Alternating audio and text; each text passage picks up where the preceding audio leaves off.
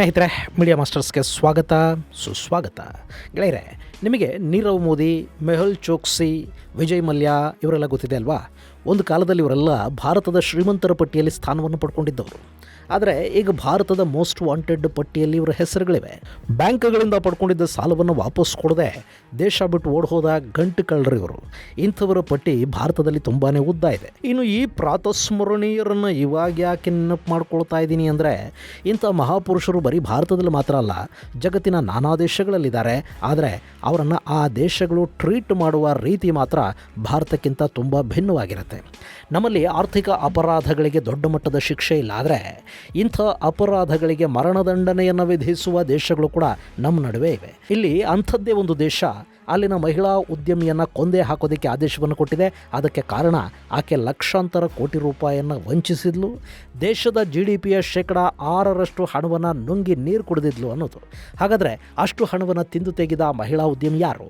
ಅದೆಲ್ಲ ಸಾಧ್ಯವಾಗಿದ್ದು ಎಲ್ಲಿ ಮತ್ತು ಹೇಗೆ ಅನ್ನೋ ಬಗ್ಗೆ ಒಂದಷ್ಟು ಮಾಹಿತಿಯನ್ನು ನಾವಿಲ್ಲಿ ನೋಡೋಣ.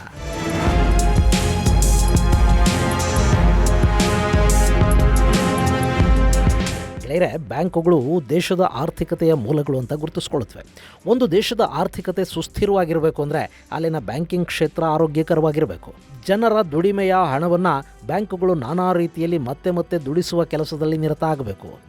ಮತ್ತಷ್ಟು ದುಡ್ಡನ್ನು ದುಡಿದಷ್ಟು ದೇಶದ ಆರ್ಥಿಕತೆ ಗಟ್ಟಿಯಾಗ್ತಾ ಹೋಗುತ್ತೆ. ಹೀಗಾಗಿ ಬ್ಯಾಂಕುಗಳು ವ್ಯಾಪಾರಕ್ಕೆ, ರಿಯಲ್ ಎಸ್ಟೇಟ್ಗೆ, ಕೈಗಾರಿಕೆಗಳಿಗೆ, ಕಷ್ಟಕ್ಕೆ, ಸುಖಕ್ಕೆ, ಹೀಗೆ ನಾನಾ ಕಾರಣಗಳಿಗೆ ಸಾಲ ಕೊಡ್ತಾ ಹೋಗುತ್ತವೆ. ಅದಕ್ಕೊಂದಷ್ಟು ನ್ಯಾಯಯುತ ಬಡ್ಡಿಯನ್ನು ಕೂಡ ತಗೊಳ್ಳುತ್ತವೆ. ವಿಪರ್ಯಾಸ ಏನಪ್ಪ ಅಂದರೆ, ಯಾರು ತಗೊಂಡ ಸಾಲವನ್ನು ಭಯಭಕ್ತಿಯಿಂದ, ಮಾನ ಮರ್ಯಾದೆಗೆ ಅಂಜಿ ವಾಪಸ್ಸು ಕೊಡ್ತಾರೋ ಅಂಥವ್ರ ಬಗ್ಗೆ ಬ್ಯಾಂಕ್ಗಳಿಗೆ ಕನಿಕರಾನೂ ಇರೋದಿಲ್ಲ. ಅಂಥವ್ರನ್ನು ಗೌರವಿಸುವ ಪ್ರಾಮಾಣಿಕತೆ ಕೂಡ ಬ್ಯಾಂಕ್ ಸಿಬ್ಬಂದಿಯಲ್ಲಿ ಕಾಣೋದಕ್ಕೆ ಸಾಧ್ಯ ಆಗೋದಿಲ್ಲ. ಆದರೆ ಯಾರು ಟೋಪಿ ಹಾಕ್ತಾರೋ ಅಂಥವರಿಗೆ ನೂರಾರು ಕೋಟಿ ರೂಪಾಯಿಗಳ ಸಾಲ ಸಿಗುತ್ತೆ. ಬ್ಯಾಂಕ್ಗಳಿಗೆ ಬೇಕಿರೋದು ನಿಮ್ಮ ಪ್ರಾಮಾಣಿಕತೆ ಅಲ್ಲ, ನಿಮ್ಮ ಟ್ರ್ಯಾಕ್ ರೆಕಾರ್ಡು. ಅದನ್ನು ನೀವು ಸೃಷ್ಟಿ ಮಾಡಿಕೊಂಡು ಬಿಟ್ರೆ ನಿಮಗೆ ಎಷ್ಟು ಬೇಕಾದರೂ ಸಾಲ ಸಿಗುತ್ತೆ.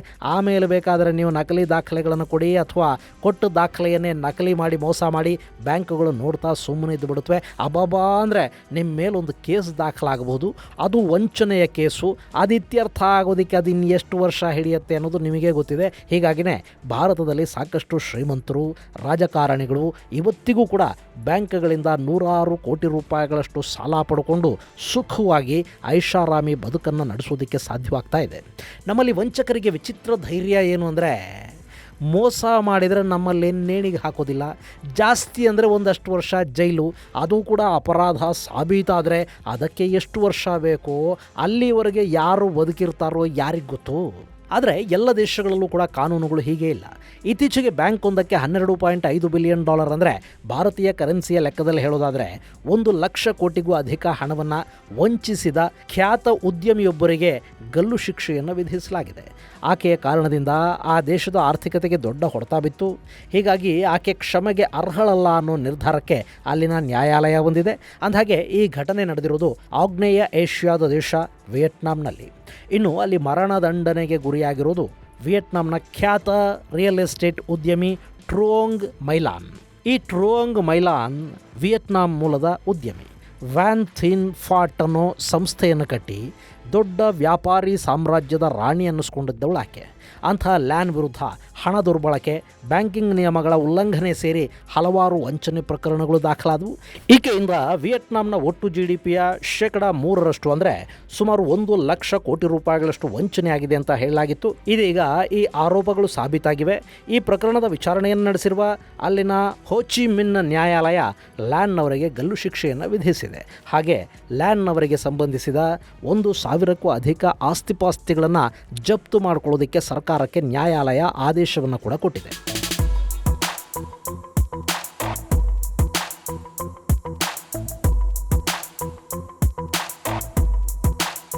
ಅರವತ್ತೇಳು ವರ್ಷದ ಲ್ಯಾನ್ 2012ರಿಂದ 2022ರವರೆಗೆ ವಿಯೆಟ್ನಾಂನ Saigon joint stock commercial bank ಮೇಲೆ ಕಾನೂನುಬಾಹಿರವಾಗಿ ನಿಯಂತ್ರಣವನ್ನು ಹೊಂದಿದರು. ಸರ್ಕಾರದ ಅಧಿಕಾರಿಗಳಿಗೆ ಲಂಚ ಕೊಟ್ಟು ಬ್ಯಾಂಕ್ನ ಹಣವನ್ನು ನಕಲಿ ಕಂಪನಿಗಳಿಗೆ ವರ್ಗಾವಣೆ ಮಾಡಿಸಿದರು. ಈಕೆ ವಿಯೆಟ್ನಾಂನ ಬಹುದೊಡ್ಡ ಉದ್ಯಮಿ ಅಲ್ವಾ, ಹೀಗಾಗಿ ವಿಯೆಟ್ನಾಂನ ಹಲವಾರು ಕಂಪನಿಗಳಲ್ಲಿ ಈಕೆ ಹೂಡಿಕೆಯನ್ನು ಮಾಡಿದ್ಲು. ಇನ್ನು ಈಗ ವಂಚನೆಗೆ ಒಳಗಾಗಿದೆ ಅಂತ ಹೇಳಲಾಗ್ತಾ ಇರುವ ಸೈಗೋನ್ ಕಮರ್ಷಿಯಲ್ ಬ್ಯಾಂಕ್ ಇದೆಯಲ್ಲ, ಅದರಲ್ಲಿ ಕೂಡ ಈಕೆಯ 90% ಶೇರುಗಳಿದ್ವು. ಅಂದಮೇಲೆ ಇಡೀ ಬ್ಯಾಂಕಿನ ಕಂಟ್ರೋಲೇ ಆಕೆಯ ಕೈಯಲ್ಲಿದ್ದ ಹಾಗಿತ್ತು. ಈ ಬ್ಯಾಂಕಲ್ಲಿ ಸಾರ್ವಜನಿಕರು ಕೂಡ ಸಾಕಷ್ಟು ಹಣವನ್ನು ಠೇವಣಿಯಾಗಿಟ್ಟಿದ್ರು. ಇದೊಂದು ದೊಡ್ಡ ಬ್ಯಾಂಕ್ ಅಂತಲೂ ಅನ್ನಿಸ್ಕೊಂಡಿತ್ತು. 2012ರಲ್ಲಿ ಸಣ್ಣ ಸಣ್ಣ ಬ್ಯಾಂಕ್ಗಳನ್ನು ಒಗ್ಗೂಡಿಸಿ ಈ ಬ್ಯಾಂಕನ್ನು ಸ್ಥಾಪನೆ ಮಾಡಲಾಯಿತು. ಇಂಥ ಬ್ಯಾಂಕ್ ಉದ್ಯಮಿ ಲ್ಯಾನ್ನ ಹಿಡಿತಕ್ಕೆ ಸಿಕ್ತು.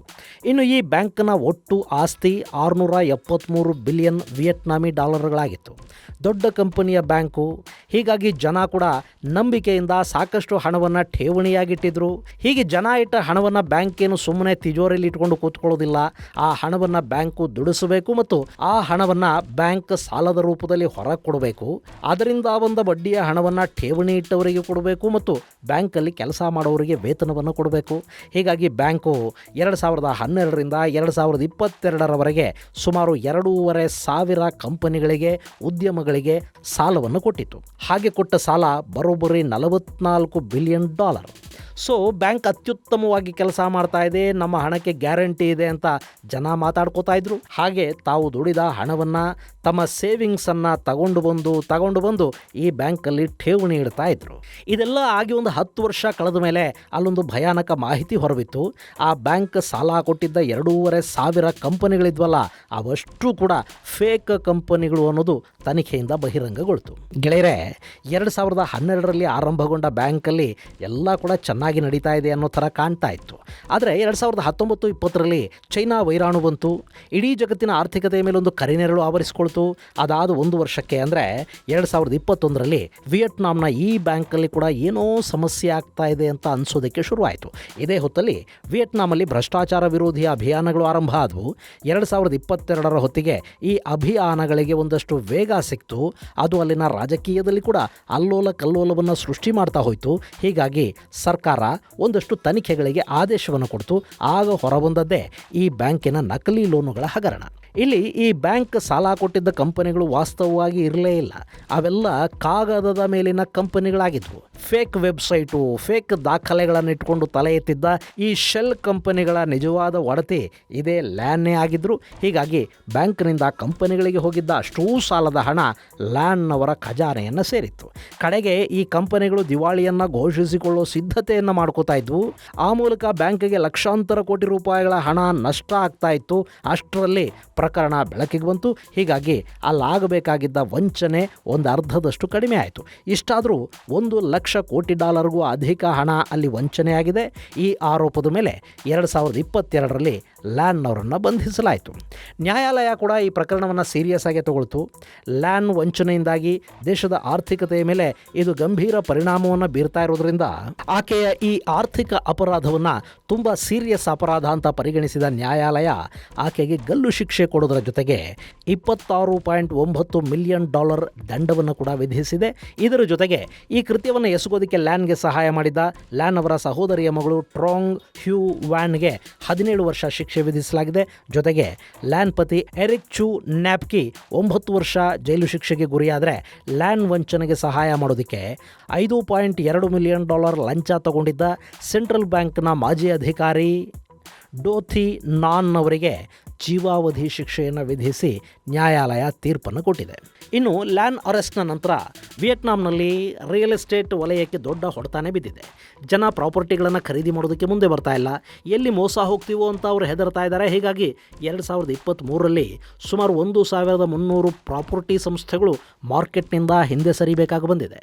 ಖರೀದಿದಾರರನ್ನು ಆಕರ್ಷಿಸೋದಕ್ಕೆ ಕೆಲ ಡೆವಲಪರ್ಗಳು ಡಿಸ್ಕೌಂಟು, ಚಿನ್ನದ ಗಿಫ್ಟು, ಹೀಗೆ ನಾನಾ ರೀತಿಯ ಸರ್ಕಸ್ಸನ್ನು ಮಾಡ್ತಾ ಇದ್ದಾರೆ. ಇಷ್ಟಾದರೂ ವಿಯೆಟ್ನಾಂನಲ್ಲಿ ವ್ಯಾಪಾರ ಇನ್ನೂ ಸುಧಾರಿಸಿಲ್ಲ. ಗೆಳೆಯರೆ, ನಮ್ಮಲ್ಲಿ ಕೊಲೆಯಂಥ ಪ್ರಕರಣಗಳಿಗೆ ಕಠಿಣ ಶಿಕ್ಷೆಯನ್ನು ವಿಧಿಸಲಾಗುತ್ತೆ ನಿಜ. ಆದರೆ ಈ ಆರ್ಥಿಕ ಅಪರಾಧಗಳಿವೆ ನೋಡಿ, ಇವು ಕೊಲೆಗಿಂತಲೂ ಭೀಕರ ಅಪರಾಧಗಳು. ಯಾರೋ ಯಾರನ್ನೋ ಕೊಲೆ ಮಾಡಿದರೆ ಒಂದು ಜೀವ ಹೋಗುತ್ತೆ. ಆದರೆ ಈ ಆರ್ಥಿಕ ಅಪರಾಧಗಳು, ಬ್ಯಾಂಕ್ ವಂಚನೆಗಳು, ರಿಯಲ್ ಎಸ್ಟೇಟ್ ಹಾಗೂ ಇನ್ವೆಸ್ಟ್ಮೆಂಟ್ ಹೆಸರಿನ ಮೋಸಗಳು ಇವೆಲ್ಲ ಸಾವಿರಾರು ಜನರ ಬದುಕುಗಳನ್ನು ಕಿತ್ಕೊಳ್ಳುತ್ತವೆ. ಒಬ್ಬ ಮನುಷ್ಯ ತನ್ನ ಇಡೀ ಜೀವಮಾನದ ಉಳಿತಾಯವನ್ನು ಕಳ್ಕೊಳ್ಳೋದು ಅಂದರೆ ಒಂದು ಇಡೀ ಕುಟುಂಬವನ್ನು ಕತ್ತಲಿಗೆ ನೂಕಿದ ಹಾಗೆ. ಇಂಥ ವಂಚನೆಗಳಿಂದ ಅದೆಷ್ಟೋ ಜನ ಜೀವ ಕಳ್ಕೋತಾರೆ. ಆದರೂ ಕೂಡ ನಮ್ಮಲ್ಲಿ ವಂಚನೆಗಳಿಗೆ, ಆರ್ಥಿಕ ಅಪರಾಧಗಳಿಗಿರೋ ಅತಿ ಹೆಚ್ಚು ಶಿಕ್ಷೆ ಅಂದರೆ ಅದು 10 ವರ್ಷಗಳ ಜೈಲು. ಅದು ಕೂಡ ಅಪರಾಧ ಸಾಬೀತಾದ ನಂತರ. ಈ ವಂಚಿಸಿದವರ ಬಳಿ ಸಾಕಷ್ಟು ಹಣ ಇರುತ್ತೆ, ಸಮಯ ಇರುತ್ತೆ. ಆದರೆ ವಂಚನೆಗೊಳಗಾದವರ ಬಳಿ ನಂಬಿಕೆಯನ್ನು ಕೂಡ ಅವರು ಕಳ್ಕೊಂಡು ಬಿಟ್ಟಿರ್ತಾರೆ. ಹೀಗಾಗಿಯೇ ವಂಚನೆಯ ಪ್ರಕರಣಗಳಲ್ಲಿ ನಮ್ಮ ಕಾನೂನುಗಳು ಸಾಕಷ್ಟು ಬದಲಾಗಬೇಕಾಗಿದೆ. ಇನ್ನು ವಿಯೆಟ್ನಾಂ ನ್ಯಾಯಾಲಯ ಇಲ್ಲಿ ಶೀಘ್ರಾತಿ ಶೀಘ್ರವಾಗಿ ವಿಚಾರಣೆಯನ್ನು ಮುಗಿಸಿ ಆರೋಪಿಗೆ ಮರಣ ದಂಡನೆಯನ್ನು ಹಾಗೂ ಇನ್ನಿತರರಿಗೆ ಜೈಲು ಶಿಕ್ಷೆಯನ್ನು ವಿಧಿಸಿದೆ. ಆ ಮೂಲಕ ಜನರಲ್ಲೊಂದು ನಂಬಿಕೆ ಹುಟ್ಟಿಸುವ ಕೆಲಸವನ್ನು ಅಲ್ಲಿನ ನ್ಯಾಯಾಲಯ ಮಾಡಿದೆ. ಇದು ಗೆಳೆಯರೆ, ವಿಯೆಟ್ನಾಂನ ಮಹಿಳಾ ಉದ್ಯಮಿ 1,00,000 ಕೋಟಿಗೂ ಅಧಿಕ ವಂಚನೆಯನ್ನು ಮಾಡಿರುವುದರ ಕುರಿತಾದ ಹಾಗೂ ಆಕೆಗೆ ಅಲ್ಲಿನ ನ್ಯಾಯಾಲಯ ಗಲ್ಲು ಶಿಕ್ಷೆಯನ್ನು ವಿಧಿಸಿರುವುದರ ಕುರಿತಾದ ಒಂದಷ್ಟು ಮಾಹಿತಿ. ಮುಂದಿನ ಸಂಚಿಕೆಯಲ್ಲಿ ಮತ್ತಷ್ಟು ವಿಶೇಷಗಳ ಜೊತೆ ಮತ್ತೆ ಭೇಟಿಯಾಗೋಣ. ಅಲ್ಲಿವರೆಗೆ ಜೈ ಹಿಂದ್, ಜೈ ಕರ್ನಾಟಕ.